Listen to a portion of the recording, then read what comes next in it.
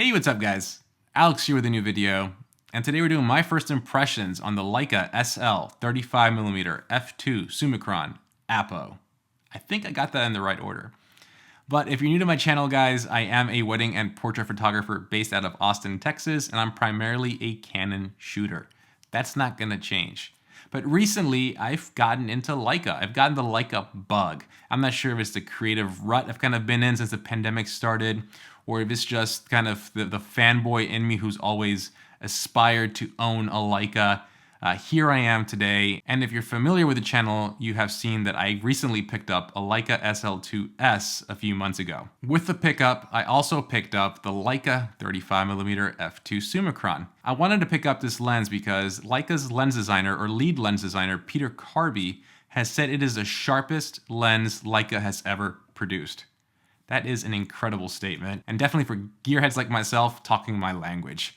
Now, before we get to the actual lens, let's talk about the SL Summicron lineup. So what Leica has done here is they've actually taken the approach that cinema lenses take and have built a system, which means currently Leica offers a 28, 35, 50, 75, and 90mm lens in this lineup, and in the future they're going to be offering a 24 and I believe a 20mm, don't quote me on the last one, to complete the actual kit. They all share the exact same body, which means they're the exact same size, all metal construction, fast focusing motors, and the same type of glass. And that's super important because it achieves a unified look. Sometimes lenses from the same manufacturer will have just wildly different color balances. Some lenses might just produce warmer images, some might produce cooler images, and traditionally, for at least photography, manufacturers don't really care about having a unified look. It's more for the cinema world. What Leica has done here is really taken that approach that's been in place in Hollywood, which means you can literally put in a 50mm and swap it out with a 90 and achieve the same color balance, the same look, and you're only changing out the focal length. So that's very cool, and I wish other manufacturers actually copied that approach because having a system in place like that, I think, is just very beneficial. But let's get to this lens. Again, these are my first impressions, and I'll be putting up images as I talk about this lens so you can see the type of image quality it produces. Let's talk about sharpness. So Leica said this is the sharpest lens they've ever made, and that is true. As a matter of fact, I think it's one of the sharpest lenses I have ever used. That's both good and bad. It's good because with the Leica SL2S being a 24 megapixel sensor, you're still resolving an incredible amount of detail, and it actually wasn't missing out on a higher megapixel camera. It's just incredible how sharp this lens is when photographing objects, architecture, landscapes. Where it gets kind of difficult is when you're photographing people. It is sharp. It resolves detail. It will show any imperfection you have in the skin. It will show everything. Now, if you're into Photoshop and retouching, like obviously the more detail you have, the easier it is to manipulate and produce an image. But I don't really like Photoshop, and like I was just taking some pictures where I was just kind of blown away. Like you could see my pimples. As a matter of fact, most of the pictures I'm showing were taken in the snowpocalypse here in Texas that happened a few weeks ago. And my skin, just from being out in the snow and the cold, started just turning pink. And if you zoom in, you can see how my pores were turning red, which is just wild, right? Like, I'm not sure anybody wants to see that, but it just goes to show you how sharp this lens is. As far as autofocusing goes, the lens is pretty quick. I did not have any issues. Now, this is an f2 lens, so I wouldn't expect it to. There was a series of pictures where I had a model walking towards me. The camera with autofocus continuous did a very good job, and the lens kept up. Overall, the lens also lives up to the hype with its dual autofocusing motors to achieve that speed and accuracy. Where this lens also gets really interesting is kind of part of the design.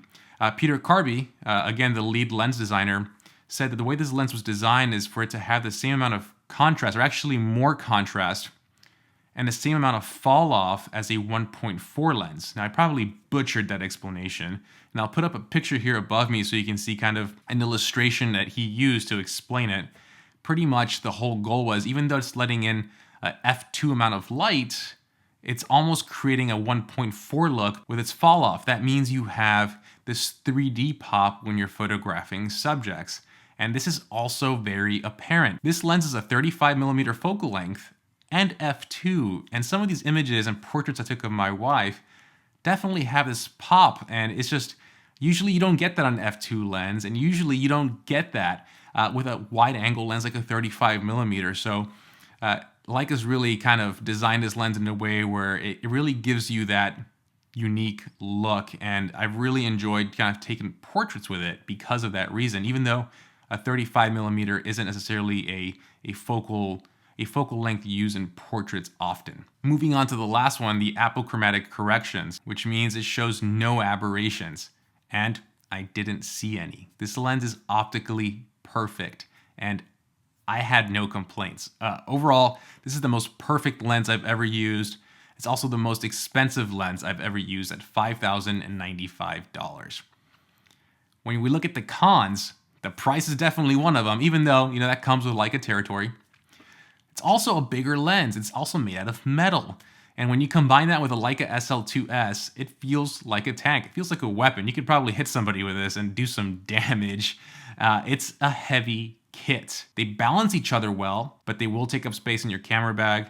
And after time, you will definitely feel the weight. Those are the only cons I can think of.